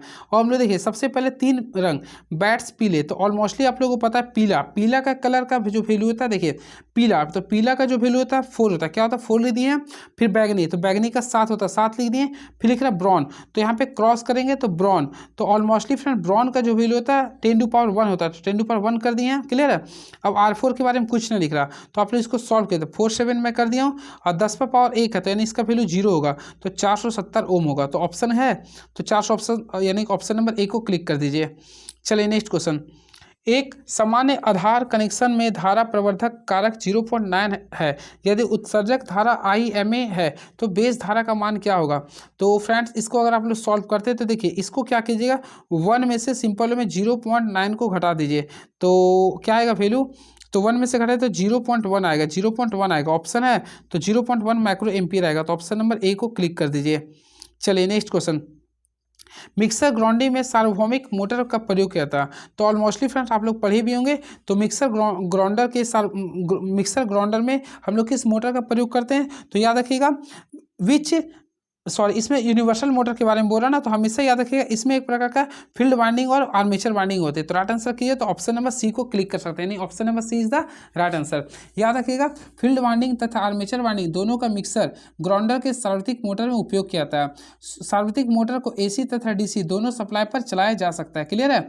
चलिए very next question is no, एक DOL स्टार्टर के कनेक्टर कॉइल का क्या कार्य होता है? तो फ्रेंड्स मैं आप लोग को बताना चाहता हूँ, एक DOL स्टार्टर में कॉन्टेक्टर को ऑन अवस्था में रखता है। तो हमेशा याद रखिए किस अवस्था में रखता है, तो हमेशा ये रनिंग ऑन स्टेटस में रखता है। तो ऑप्शन नंबर डी को क्लिक कर दीजिएगा। Next question, 500 kilo volt ampere तक का आउटपुट वाले ट्रांसफार्मर को क्या कहते हैं? तो देखिए जो भी 500 kV होता है, जो 500 किलो वोल्ट एम्पियर वाले को होता है, इसको बोलते हैं डिस्ट्रीब्यूशन ट्रांसफार्मर। तो राइट आंसर कीजिए तो ऑप्शन नंबर सी को क्लिक कर सकते हैं। क्लियर है? तो option number C is the right answer. चलिए अब याद रखिए इसका महत्तम दक्षता जो होता है 50% लोड पर प्राप्त होती है। नेक्स्ट क्वेश्चन, एक DC सीरीज मोटर किसके लिए उपयुक्त होता है? ऑप्शन लिख रहा पंच प्रेस, खराद, पंप या क्रेन। तो ऑलमोस्टली फ्रेंड्स आप लोग मार सकते हैं, ऑप्शन नंबर सी को क्लिक कर सकते हैं। एक DC सीरीज मोटर क्रेन के लिए सबसे उपयुक्त होता है, तो ऑप्शन नंबर सी को क्लिक कर दीजिएगा। चलिए 49 नंबर क्वेश्चन ये रहा, लिख रहा कर्षण कार्य के लिए किस मोटर का प्रयोग करते हैं? तो ट्रैक्शन कार्य के लिए हमेशा DC सीरीज मोटर का प्रयोग करते हैं। तो राइट आंसर ऑप्शन नंबर ए को क्लिक कीजिएगा। एंड नेक्स्ट क्वेश्चन, तो नेक्स्ट क्वेश्चन ये रहा, किसी ट्यूबलाइट में चोक लगाने का उद्देश्य क्या होता है? तो ऑलमोस्टली फ्रेंड देखिए, ट्यूबलाइट में चोक लगाने का उद्देश्य होता है समुचित मात्रा में करंट को सीमित करना, यानी कि limiting the current of an appreciate amount. तो राइट आंसर होता है ऑप्शन नंबर डी को क्लिक कर सकते हैं। क्लियर है? तो option number D is the right answer. कौन सा मोटर सिंगल फेज एसी या डीसी पावर स्रोत पर चल सकता है? तो देखिए ऑप्शन के अकॉर्डिंग देखा है तो इसमें याद रखें एसी या डीसी पावर स्रोत पर ना, तो हमेशा याद रखें universal motor, universal motor single phase AC और डीसी पावर पर चल सकता है। तो ऑप्शन नंबर डी को क्लिक कर सकते हैं। क्लियर है? याद रखिएगा इसका उपयोग हम लोग कहाँ करते हैं? तो मिक्सी में करते हैं, पोर्टेबल ड्रिल में करते हैं, सेविंग मशीन में करते हैं। क्लियर है? इसके साथ साथ याद रखिएगा यूनिवर्सल मोटर की संरचना डीसी सीरीज मोटर के समान होती है। क्लियर है? इसे single phase AC series motor भी कहते हैं। क्लियर है? चलिए नेक्स्ट क्वेश्चन, एक चक्र में एसी को ईएमएफ या विद्युत धारा के सर्वोच्च मान को क्या कहते हैं? तो ऑलमोस्टली फ्रेंड्स हमेशा याद रखिए किसी चक्र में अल्टरनेटिंग करंट के ईएमएफ या विद्युत धारा के सर्वोच्च मान को हम लोग बोलते हैं पीक वैल्यू। क्या बोलते हैं? Peak value. तो ऑप्शन नंबर डी को क्लिक कर सकते हैं। चलिए इसके बारे में कुछ समझा देता हूँ क्योंकि लगातार केवल मैं आंसर बोल रहा था। तो देखिए सबसे पहले याद रखिए, देखिए अल्टरनेटिंग करंट मान इस टाइप से आप लोग देखे होंगे, तो ये आप लोग देखेंगे इस टाइप से चलते रहता है। क्लियर है? तो देखिए इसमें ये जो मैक्सिमम जो वैल्यू होता है, यानी ये आप लोग का जो पीक वैल्यू, ये जो वैल्यू जाता है इसी को हम लोग बोलते हैं पीक वैल्यू। क्या बोलते हैं इसे? Peak value. तो ऑप्शन नंबर अगर देखिएगा तो peak value, option number D को क्लिक कीजिए। क्लियर है? चलिए अब ये सब जो होता है, यानी ये जो आप लोग को जा रहा है इसको हम लोग बोलते हैं इलेक्ट्रिकल डिग्री बोलते हैं। इससे क्या बोलते हैं? इलेक्ट्रिकल डिग्री बोलते हैं। क्लियर है? और याद रखिएगा इसमें एम्पलीट्यूड होता है, यानी एम्पलीट्यूड भी होता है। क्लियर है? तो अब देखते हैं क्या बोला, किसी एक चक्र में एसी के ईएमएफ या विद्युत धारा के सर्वोच्च मान को क्या बोलते हैं? Peak value. यानी कि right answer option number D को काफी अच्छे से क्लिक कर सकते हैं। Option number D is the right answer. चलिए कुछ फैक्ट्स बताना चाहता हूँ क्योंकि ये क्वेश्चन अच्छा है। सबसे पहले याद रखिए भी, तो भी का फार्मूला आप लोग पढ़े भी होंगे, भी यानी भी मैक्सिमम लेते हैं, फिर साइन हमेशा लेते हैं, साइन लिखते हैं, फिर ओमेगा टी। बस सर फ्रेंड्स आप लोग समझिएगा इस साइन क्यों लेते हैं। कभी आप लोग सोचें कि हम लोग अगर मान लीजिए कि आप लोग के सामने अगर बनाते हैं या आप लोग ग्राफ अगर हम लोग बनाते हैं तो ये साइन का ही क्यों लेते हैं? और मोस्टली साइन का इसलिए लेते हैं क्योंकि ये धीरे धीरे बढ़ता और घटता है, इससे कैपेसिटर पर कोई भी प्रभाव नहीं पड़ता, इसलिए हम लोग साइन का ग्राफ को लेते हैं। ना कि हम लोग देखिए अगर आप लोग बोलिएगा तो इस टाइप से भी खींच सकते थे, इस टाइप से भी खींच सकते थे, लेकिन ये एक बार में बहुत तेजी से ये जंप करता है जिससे कैपेसिटर पे इफेक्ट्स पड़ता था, इसलिए हम लोग साइनोसाइडल वेव का यूज करते हैं। क्लियर है? चलिए तो इसमें याद रखिएगा, सबसे पहले याद रखिएगा जो मैं बता रहा हूँ भी का फार्मूला, तो ऑलमोस्टली अभी जस्ट मैं बोला था, तो भी का जो फार्मूला होता है सबसे पहले भी मैक्सिमम लिखते हैं, भी मैक्सिमम लिखते हैं, फिर साइन लिखते हैं, साइन लिखते हैं, ओमेगा लिखते हैं, फिर टी लिखते हैं। क्लियर है? इसमें याद रखिए भी एम जो होता है वोल्टेज का अधिकतम मान होता है। क्लियर है? इसके साथ साथ वोल्टेज का आरएमएस का मान निकालते हैं। तो देखिए भी आरएमएस अगर आप लोग वैल्यू निकालते हैं तो भी आरएमएस का जो वैल्यू होता है सबसे पहले मैक्सिमम जो वोल्टेज होता है उसका √2 होता है। क्या होता है? √2 होता है। अगर आप लोग इसका वैल्यू निकालेगा तो 0.707 आएगा, 0.707 वोल्ट एम्पियर आएगा। क्लियर है? और वही वोल्टेज का औसत एवरेज निकालते हैं, तो औसत एवरेज निकाले तो ये जो वैल्यू होता है शायद मैं भूल रहा हूँ 0.636 होता है, शायद ही कन्फर्म याद आ गया। क्लियर है? और तीनों में अगर बोलेगा ना कि तीनों में कंपैरिजन करेगा तो सबसे अधिक वैल्यू किसका होता है? तो ऑलमोस्टली आप लोग जानते हैं सबसे ज़्यादा वैल्यू होता है भी मैक्सिमम का होता है। क्लियर है? उसके बाद होता है भी आरएमएस का होता है, भी आरएमएस का होता है, फिर लास्ट में होता है भी एवरेज का होता है, भी एवरेज का होता है। इस टाइप से आप लोग को याद करना पड़ेगा। क्लियर है? चलिए अब नेक्स्ट क्वेश्चन, तो नेक्स्ट क्वेश्चन ये रहा, विद्युत लेपन में किसी इलेक्ट्रोड पर जमा होने वाला द्रव्यमान किसके समानुपाती होता है? तो फ्रेंड्स सबसे पहले मैं आप लोगों को फार्मूला बताना चाहता हूँ। देखिए इस फैराडे के प्रथम नियम से आप लोग ऑलमोस्टली पढ़े होंगे, द्रव्यमान जो होता है विलयन से प्रवाहित होने वाली धारा के समानुपाती होता है, यानी एम इज डायरेक्टली प्रोपोर्शनल क्या करेंगे? क्यू करेंगे।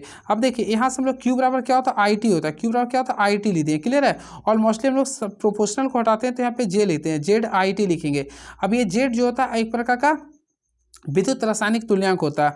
तो फ्रेंड्स यहाँ पे बोल रहा आप लोग का क्या बोल रहा, विद्युत लेपन में किसी इलेक्ट्रोड पर जमा होने वाला द्रव्यमान किसके समानुपाती होते हैं? देखिए जेड का होता है, तो विद्युत रासायनिक तुल्यांक को और विद्युत की मात्रा का। तो राइट आंसर कीजिए तो ऑप्शन नंबर सी को क्लिक कर सकते हैं, option number C is the right answer. Clear है? अब फार्मूला क्या होता है? एम बराबर होता है Z cross I cross T होता है। क्लियर है?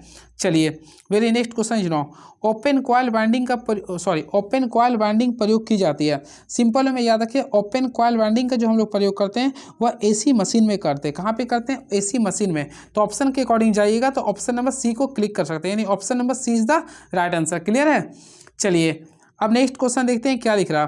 फ्लेमिंग के बाएं हस्त नियम के अनुसार प्रयोग करते समय कौन सी राशि किसको इंगित करती है। फ्रेंड्स मैं उतना नहीं जानता हूँ, जो मैं बता रहा हूँ ध्यान से रखिएगा। सबसे पहले फ्लेमिंग के बाएं रहे या फिर दाएं रहे, आप लोग को एक चीज़ याद करना, सबसे पहले अपना फादर को याद कीजिए, फिर मदर को याद कीजिए, और आपका अपना फ्यूचर क्या होगा, आपका चिल्ड्रेन होगा, इस चीज़ को याद कीजिए। अब देखिए सबसे पहले मैं जो ट्रिक देता हूँ सबसे हटके दे रहा हूँ।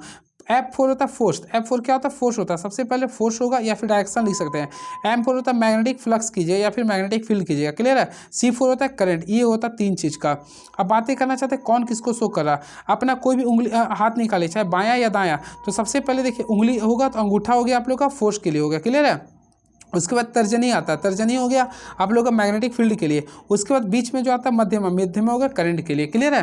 तो उसी के अकॉर्डिंग अगर इसको क्लिक करते हैं तो ऑप्शन नंबर सी में जाइए। तो ऑप्शन नंबर सी में देखिए आप लोग को लिख रहा अंगूठा गति, तर्जनी चुंबकीय क्षेत्र और मध्यमा चुंबकीय धारा। तो ऑप्शन नंबर सी को क्लिक कर सकते हैं, क्लियर है। मेरा जो ट्रिक था उस चीज़ को याद कीजिएगा, कभी ना भूलिएगा। चलिए नेक्स्ट क्वेश्चन। तो नेक्स्ट क्वेश्चन देखते हैं क्या लिख रहा है, यानी कि 56 नंबर क्वेश्चन इज नाउ। तो 56 नंबर, निम्नलिखित में कौन सा भाग रोटर का भाग नहीं है। सबसे पहले याद रखिए रोटर का भाग नहीं है। तो याद रखिएगा रोटर का जो भाग नहीं है, कोर ऑलमोस्टली होता है, स्लिप रिंग भी होता है, सॉफ्ट भी होता है। तो फ्रेम आप लोग का रोटर का भाग नहीं होता। तो ऑप्शन नंबर डी को काफ़ी अच्छे से क्लिक कर सकते हैं, क्लियर है। याद रखिएगा फ्रेम को बॉडी या योक भी कहते हैं। चलिए very next question is now. 4 ओम, 6 ओम तथा 10 ओम के प्रतिरोध श्रेणी क्रम में जोड़े जाते हैं और उन्हें 200 वोल्ट की आपूर्ति की जाती है। तो 4 ओम के प्रतिरोध पर वोल्टता प्राप्त करें। सबसे पहले हम लोग को क्या करना फ्रेंड, देखिए इसे श्रेणी क्रम में जोड़ते हैं। तो हम लोग सीरीज में जोड़िएगा तो टोटल इक्विवेलेंट निकालेगा। तो हम लोग क्या करेंगे, चारों को सम करेंगे, यानी 4 ओम प्लस 6 ओम प्लस 10 ओम। तो चारों को ऐड कीजिए तो ऑलमोस्टली सॉल्व किए तो 20 आएगा। क्या आएगा, ये 20 ओम आएगा। 4 6 10 10 क्या हो गया, 20 ओम आ गया। तो यहाँ पे कीजिए टोटल आ गया आप लोग का 20 ओम आ गया, क्लियर है। और हम लोग को करंट निकालना है। तो ऑलमोस्टली आप लोग करंट का आई का फॉर्मूला क्या था, V बटा R होता है, V बाय R। तो V का फार्मूला देखेंगे तो 200 वोल्ट था, क्या था 200 वोल्ट था। अब R का, तो R का वैल्यू देखेंगे तो 20 था। तो यहाँ से अगर करंट निकालेंगे तो 10 एम्पियर आएगा, क्या आएगा 10 एम्पियर। लेकिन आप लोग को निकालना 4 ओम के प्रतिरोध पर। तो फ्रेंड V इक्वल टू क्या होता है आई आर। तो आई का वैल्यू कितना लिखा था 10 और R का वैल्यू लिखा था आप लोग को 4 ओम का। तो 10 को 4 से मल्टीप्लाई कीजिए तो कितना आएगा 40 आएगा। तो almostly 40 volt is the right answer, यानी ऑप्शन नंबर बी को क्लिक कर सकते हैं। चलिए नेक्स्ट क्वेश्चन, किसी बैटरी के अत्यधिक आवेशन का निम्नलिखित परिणाम क्या होता है। सबसे पहले देखिए ऑप्शन लिख रहा धनात्मक प्लेट, सॉरी मैं डायरेक्टली इसका आंसर बताता हूँ। किसी बैटरी का अत्यधिक आवेशन का निम्नलिखित परिणाम क्या होता है। तो फ्रेंड्स याद रखिएगा सबसे पहले लिख रहा धनात्मक प्लेट लीड पर ऑक्साइड में संचायित होने लगती है जिससे वह कमजोर पड़ जाते हैं, बिल्कुल ये सही है आप लोग का। बैटरी का आंतरिक प्रतिरोध बढ़ने लगता है, बिल्कुल सही। तो यानी देखा है तो ऑप्शन नंबर सी, यानी दोनों आप लोग का सही है, क्लियर है। याद रखिएगा किसी बैटरी में के अत्यधिक आवेशन का परिणाम है बैटरी के धनात्मक प्लेट लीड परऑक्साइड में संचायित होने, यानी कि किसी बैटरी में अधिकतम धारा प्रवाह करते हैं तो वह परऑक्साइड में संचायित होने लगती है जिससे वह कमजोर पड़ जाती है, वह आंतरिक प्रतिरोध क्या होता है बढ़ने लगता है। जब धारा का मान बढ़ाकर बैटरी को आवेशित या निर्वेशित किया जाता है तो प्लेट टेढ़ी हो जाती है, क्लियर है। चलिए अब इसी घटना को हम लोग क्या बोलते हैं, बकलिंग कहते हैं। क्या बोलते हैं फ्रेंड, बकलिंग कहते हैं। फेज सीक्वेंस इंडिकेटर का उपयोग किसमें किया जाता है। तो बहुत ही अच्छा क्वेश्चन है। तो फ्रेंड्स याद रखिए फेज सीक्वेंस इंडिकेटर का उपयोग 3 क्लास सप्लाई में करते हैं, यानी 3 फेज सप्लाई में करते हैं। तो राइट आंसर कीजिए तो ऑप्शन नंबर सी को काफ़ी अच्छे से क्लिक कर सकते हैं, यानी 3 फेज सप्लाई में करते हैं। चलिए अब इसके साथ साथ मैं आप लोगों को बताना चाहता हूँ इस सप्लाई में ईएमएफ होता है, तरंगदैर्ध्य और आवृत्ति समान होता है। क्वेश्चन आता है 3 फेज सप्लाई में कौन कौन सा इक्वल होता है। तो मैं फिर से बता देना चाहता हूँ, देखिए तीनों चीज़ को आप लोग एक बार में याद कर लीजिएगा और मोस्टली आप लोग याद भी कर लिए होंगे। देखिए 3 फेज कहाँ गया, हाँ 59 है। तो फ्रेंड्स याद रखिए 3 फेज सप्लाई में 3 चीज़ इंपॉर्टेंट होता है जो इक्वल होता है। सबसे पहले ईएमएफ क्या होता है, ईएमएफ इक्वल होता है, फिर तरंगदैर्ध्य जिसे लैम्डा बोलते हैं, उसके साथ साथ आवृत्ति, ये तीनों क्या होता है समान होता है, क्लियर है। और इसी के आधार पर किसी उपकरण को हम लोग 3 फेज यानी RYB यानी कि रेड येलो और ब्लू की पहचान करते हैं, क्लियर है। चलिए नेक्स्ट क्वेश्चन, निम्नलिखित में से प्रतिकर्षण मोटर की कमी नहीं है। तो ऑलमोस्टली आप लोग पढ़े भी होंगे। तो देखिए लिख रहा ब्रूसों पर स्पार्क की प्रवृत्ति, ऑलमोस्टली ये होता है उच्च पावर फैक्टर। तो फिर ये कमी नहीं होती है। लोड के साथ गति में बदलाव बिल्कुल होती है। निम्न पावर फैक्टर ऑलमोस्टली ये होती है। तो ऑप्शन के अकॉर्डिंग देखें तो option number B is the right answer. Next question, audio transform देखते हैं क्वेश्चन। ऑडियो एम्पलीफायर का बैंडविड्थ की सीमा 20 हर्ट्ज तक होती है। तो 20 हर्ट्ज से कहाँ तक होती है? तो फ्रेंड्स याद रखिए, ऑडियो एम्पलीफायर का बैंडविड्थ की सीमा 20 हर्ट्ज से लेकर 20 किलो हर्ट्ज तक होते हैं, 20 किलो हर्ट्ज तक। तो ऑप्शन नंबर ए को याद कर लीजिए। क्लियर है? जो आप लोग का जो ऑडिबल वेव होता है, जो सुनते हैं, उसी के लिए याद किया, 20 हर्ट्ज से लेकर 20,000 हर्ट्ज तक होती है। क्लियर है? चलिए अब नेक्स्ट क्वेश्चन, एक फील्ड इम्पैक्ट ट्रांजिस्टर क्या है? तो फ्रेंड्स याद रखिए, एक फील्ड इम्पैक्ट ट्रांजिस्टर यूनिपोलर के साथ साथ बाइपोलर दोनों होती है। यानी right answer option number D C को कीजिएगा। Option number C is the right answer. चलिए अब नेक्स्ट क्वेश्चन देखते हैं क्या लिख रहा। फ्रेंड्स चलिए इसका मैं कुछ एक्स्ट्रा फैक्ट्स बताना चाहता हूँ। सबसे पहले देखिए, एक फील्ड इम्पैक्ट ट्रांजिस्टर, सबसे पहले याद रखिए, एक फील्ड इम्पैक्ट ट्रांजिस्टर एक ध्रुवीय और वोल्टेज नियंत्रित उपकरण होता है जिस ट्रांजिस्टर में ड्रेन करंट का मान निर्धारित किया जाता है। क्लियर है? इसके दो प्रकार होते हैं, यानी एफईटी के दो प्रकार होते हैं। पहला जो होता है आप लोग का एन चैनल, क्या होता है फ्रेंड? पहला होता है एन चैनल और दूसरा होता है पी चैनल। क्लियर? इस चीज़ को भी आप लोग याद रखिएगा। वोल्टेज स्टेबलाइजर का मूल कार्य क्या प्रदान करना होता है? और मोस्टली फ्रेंड्स आप लोग पढ़े भी होंगे। तो वोल्टेज स्टेबलाइजर का मुख्य कार्य होता है लोड को स्थिर वोल्टेज की आपूर्ति प्रदान करना, स्थिर वोल्टेज की। तो right answer option number D को क्लिक कर सकते हैं, ऑप्शन नंबर डी का यूज कर सकते हैं। क्लियर है?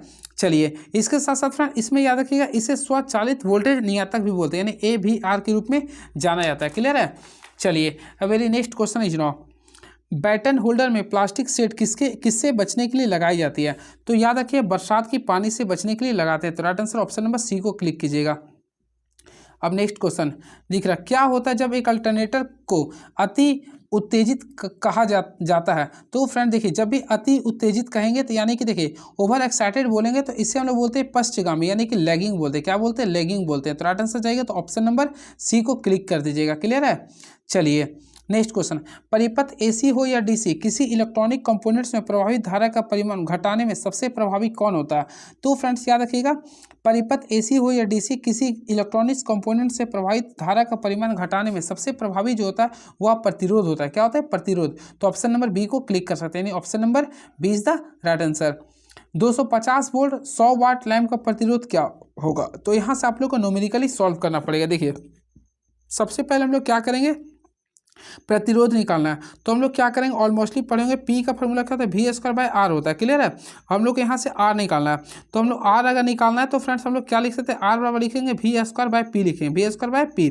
अब V, तो V² का वैल्यू देखें 250 लिखा, तो हम लोग 250 को 2 टाइम लिख देंगे। अब P का वैल्यू देखेंगे तो 100 वाट था, तो हम लोग 100 वाट ही देंगे। अब कैंसिल किए, 0 0 कैंसिल हो गया, 0 0 कैंसिल हो गया। अब 25 को 25 से गुना किए, कितना होगा? 625 होगा। तो ऑप्शन है 625 तो नहीं है। तो फ्रेंड्स 67 का वैसे आना चाहिए, 625 ओम आना चाहिए, 625 नहीं है, 625। ओ हाँ, ऑप्शन तो है ही, ऑप्शन नंबर सी देखिए, ऑप्शन नंबर सी को क्लिक कर सकते हैं, यानी राइट आंसर जाएगा तो ऑप्शन नंबर सी को क्लिक कर सकते हैं। चलिए नेक्स्ट क्वेश्चन, एक परिपथ के निम्नलिखित गुणों में से कौन सा परिपथ के वोल्टेज में परिवर्तन का विरोध करता है?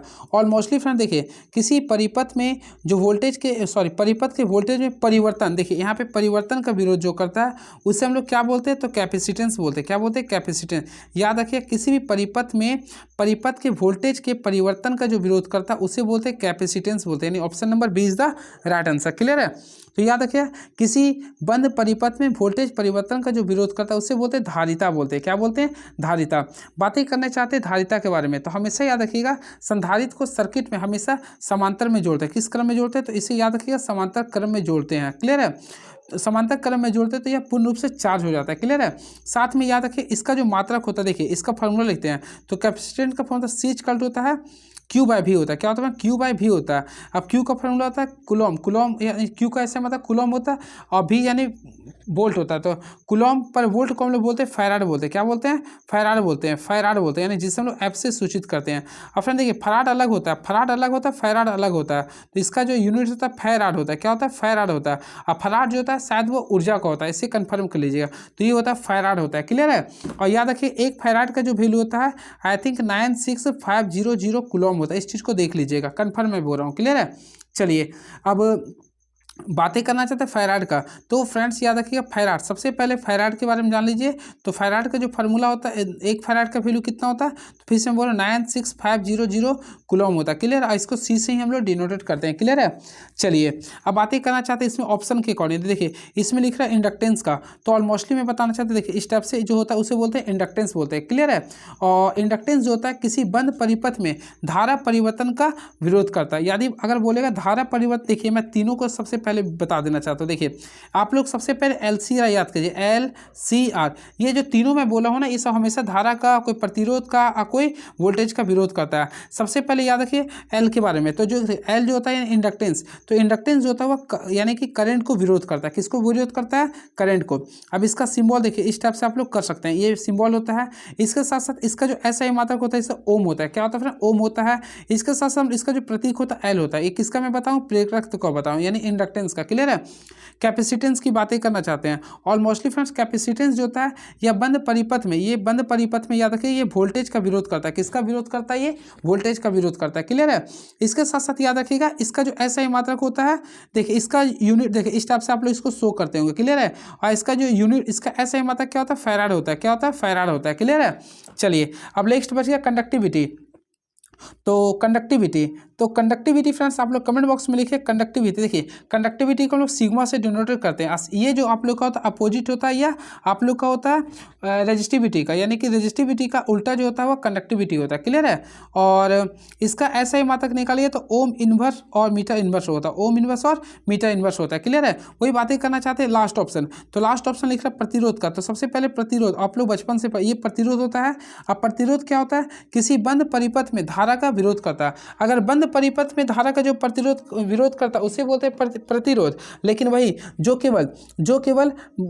जो किसी बंद परिपथ में धारा परिवर्तन का जो विरोध करता है, देखिए एक होता है परिवर्तन, तो धारा परिवर्तन का जो विरोध करेगा उसे बोलेंगे इंडक्टेंस, और जो धारा के प्रवाह का जो विरोध करता है उसे बोलते हैं प्रतिरोध। क्लियर है? इस चीज़ को याद रखिएगा। क्लियर है? और जो धारा के प्रवाह को सुगमता प्रदान करता है उसे बोलते हैं इंडक्टेंस, यानी कि कंडक्टेंस बोलते हैं, यानी कि उसे हम लोग बोलते हैं, ऑप्शन नहीं दिया, उसे बोलते हैं जी का फॉर्मूला तो 1/R होता है, और इसका फॉर्मूला तो 1/ओम होता है, और ओम इनवर्स इसका होता है, जिसे हम लोग बोलते हैं सीमन भी बोलते हैं। क्लियर है? चलिए काफ़ी मैं ज़्यादा इसके बारे में बता दिया हूँ। चलिए नेक्स्ट क्वेश्चन। यदि एक 2 फैराड संधारित्र के पास 1 कूलम आवेश है तो इसके टर्मिनलों में वोल्टेज की गणना करें। और मोस्टली फ्रेंड्स सबसे पहले आप लोग को छांटना पड़ेगा। देखिए सबसे पहले Q, तो Q का वैल्यू देखिए 1 कूलम लिख रहा है। क्लियर है? और वही C, यानी कि देखिए अभी मैं बताया था आप लोगों को C, तो C को मैं क्या बोलता हूँ? धारिता, यानी कि धारिता का वैल्यू लिख रहा है 2 फैराड दिख रहा। और मोस्टली आप लोग को मैं बताया था C का फॉर्मूला होता है Q/V होता है। क्या होता है? C=Q/V होता है। क्लियर है? और मोस्टली आप लोग जानते हैं V बराबर क्या होता है? Q/C भी होता है। तो यहाँ से आप लोग निकालिएगा, तो V का फॉर्मूला निकाले, तो V का फॉर्मूला क्या होता है? देखिए V निकालेगा ना, Q/C होगा ना, तो देखिए Q का वैल्यू लिख रहा है 1 और C का वैल्यू लिख रहा है 2, तो 1/2 को डिवाइड किए तो 0.5 आएगा। इसका ऐसे मतलब 0.5 वोल्ट होगा। तो ऑप्शन के अकॉर्डिंग देखिए तो option number A is the right answer. Clear है? चलिए नेक्स्ट क्वेश्चन। अल्टरनेटर की दक्षता किसके बढ़ने पर हमेशा बढ़ती है? तो हमेशा याद रखिएगा अल्टरनेटर की दक्षता इसकी शक्ति के बढ़ने से हमेशा बढ़ती है। तो राइट आंसर कीजिए, तो ऑप्शन नंबर B को क्लिक कीजिए, यानी option number B is the right answer. Clear है? चलिए 2 प्रतिरोध R1 और R2 विद्युत स्रोत में समांतर क्रम से जुड़े हैं। R1 का मान R2 से 4 गुना है, तो R1 में कितना विद्युत धारा प्रवाहित होगी? तो फ्रेंड्स अगर आप लोग सॉल्व करते, देखिए क्या लिख रहा, 2 प्रतिरोध R1 और R2, 2 प्रतिरोध R1 और R2 क्या लिख रहा, समांतर क्रम में जुड़े। R1 का मान R2 का 4 गुना है। क्या लिख रहा? 4 गुना। देखिए R1 का मान R2 का वैल्यू क्या है? ये R2 है ना ये, तो ये देखिए हमेशा याद रखिएगा विद्युत धारा, ये इसमें याद रखिएगा आप लोगों को कंडीशन आप लोग पढ़ेंगे ओम्स के नियम के according, I is inversely proportional to their resistance होता है। क्लियर है? तो फ्रेंड्स यहाँ पे लिख रहा धारा R2 की 1/4 था। क्या था ये? 1/4 था ना, तो सिंपल में चौथाई हो जाएगा। तो ऑप्शन के अकॉर्डिंग देखिएगा तो चौगुनी होना चाहिए, यानी 1/4 हो जाएगा। ऑप्शन है हाँ, तो R2 की 1/4 हो जाएगा। सिंपल क्वेश्चन था ये। चलिए वेरी नेक्स्ट क्वेश्चन। जब मशीन की इनपुट AC होती है तो और आउटपुट DC होती है तो मशीन को क्या कहते हैं? और मोस्टली फ्रेंड्स याद रखिएगा जब मशीन की इनपुट AC होती है और आउटपुट DC होती है तो मशीन को रोटरी कन्वर्टर बोलते हैं। क्या बोलते हैं? Rotary converter. तो ऑप्शन नंबर B को काफ़ी अच्छे से क्लिक कर दीजिएगा, यानी option number B is the right answer. Clear है? और फ्रेंड्स याद रखिएगा इसके साथ साथ याद रखिएगा DC मोटर विद्युत ऊर्जा को यांत्रिक ऊर्जा में बदलता है, वही DC जनित्र जो होता है वह यांत्रिक ऊर्जा को विद्युत ऊर्जा में बदलता है। Next question. तुल्यकालिक मोटर में शुरुआती टॉर्क प्रदान करने और क्या लिखा हंटिंग प्रभाव को रोकने के लिए किसका प्रयोग करते हैं? तो फ्रेंड्स याद रखिए इसमें हम लोग डैम्पर वाइंडिंग का प्रयोग करते हैं। किसका प्रयोग करते हैं? डैम्पर वाइंडिंग का प्रयोग करते हैं। क्लियर है? चलिए अब 74 नंबर क्वेश्चन देखते हैं क्या लिख रहा है ये। तो दिए गए आउटपुट और चाल के लिए 220 वोल्ट 50 हर्ट्ज की आपूर्ति की तुलना में एक सर्व विद्युत मोटर की किसकी आवश्यकता होती है? तो फ्रेंड्स याद रखिएगा दिए गए आउटपुट में 220 वोल्ट और 50 हर्ट्ज के लिए, ये क्वेश्चन प्रीवियस का है। तो याद रखिए 220 वोल्ट लिख रहा है, 220 वोल्ट लिख रहा और 50 हर्ट्ज के लिए लिख रहा है। क्लियर है? तो याद रखिएगा 220 वोल्ट और 50 हर्ट्ज आपूर्ति की तुलना में एक यूनिवर्सल मोटर को निम्न आवृत्ति, देखिए यानी कि इसमें निम्न आवृत्ति बोले तो लो फ्रीक्वेंसी, निम्न फ्रीक्वेंसी यानी लो फ्रीक्वेंसी के साथ साथ निम्न वोल्टेज यानी कि लो वोल्टेज का आवश्यकता होता है। क्लियर है? तो राइट आंसर जाएगा तो निम्न आवृत्ति और निम्न वोल्टेज यानी ऑप्शन नंबर सी को क्लिक कर सकते हैं। क्लियर है? तो राइट आंसर होगा ऑप्शन नंबर सी होगा। क्लियर है? इसके साथ साथ फ्रेंड्स याद रखिएगा यूनिवर्सल मोटर एसी सीरीज पर, एसी सीरीज मोटर होती है जिसकी गति क्या होता है 25,000 आरपीएम होती है। क्लियर है? चलिए अब लास्ट क्वेश्चन ये रहा, एक परिमामित यानी कि ऑटो ट्रांसफार्मर होता है। तो फ्रेंड्स याद रखिएगा एक ऑटो ट्रांसफार्मर एक परिवर्तनीय आउटपुट वोल्टेज ट्रांसफार्मर होता है। यानी कि देखा है तो राइट आंसर होगा एक परिवर्तनीय आउटपुट वोल्टेज ट्रांसफार्मर, यानी ऑप्शन नंबर डी को क्लिक कर सकते हैं। क्लियर है? और ऑटो ट्रांसफार्मर में एकल वाइंडिंग होता है। कल मैं बताया था ऑटो ट्रांसफार्मर में कैसा वाइंडिंग होता है, तो हमेशा याद रखिए इसमें जो वाइंडिंग होता है वह एकल वाइंडिंग होता है। क्या होता है? ये एकल वाइंडिंग होता है। क्लियर है? चलिए इसके साथ साथ देखिए इसमें ऑटो ट्रांसफार्मर के लिए जो फार्मूला होता है, देखिए इसमें हम लोग क्या करते हैं वोल्टेज यानी कि H/VL बराबर क्या होता है NH, यानी प्राइमरी बाय सेकेंडरी, ये दोनों इक्वल होता है यानी कि दोनों को लेते हैं। क्लियर है? याद रखिएगा टू वाइंडिंग वाले ट्रांसफार्मर की तुलना में ऑटो ट्रांसफार्मर की अधिकतम दक्षता, कम प्रति यूनिट प्रतिबाधा और कम वोल्टेज नियमन होता है। क्लियर है? तो ये फ्रेंड्स रहा आप लोग के सामने। बहुत सारे स्टूडेंट्स को भी लगता है कि मैं गलत आंसर बताता हूं, तो देख लीजिए आप लोग आंसर से मैच कर लीजिएगा, मैं कोई गलत तो नहीं बताया हूं ना, तो सारे आप लोग देख लीजिए। क्लियर है? तो ये सारे आप लोग के रहा। अब मैं नेक्स्ट वीडियो लाता हूं। देखिए आज का कुछ खास है इसलिए मैं देखिए एक अम्बेडकर को जो भुला दिए गए हैं। तो फ्रेंड देखिए आज बाबा साहेब भीमराव अम्बेडकर का जन्मदिन है, जिनका जन्म हुआ था 14 अप्रैल 1891 में हुआ था। तो देखिए इनका नाम अम्बेडकर नहीं था। देखिए इसके बारे में क्या लिखा आज, देखिए मुझे आज का रोचक तथ्य लगा इसलिए मैं आप लोग के बीच लेके आऊँ। वे एक महान व्यक्ति थे जिन्हें आज कोई नहीं जानता। यह ब्राह्मण अध्यापक कृष्णा जी केशव अम्बेडकर है। देखिए यानी कि इसका जो नाम क्या था कृष्णा जी केशव अम्बेडकर था, जिन्होंने भीमराव रामजी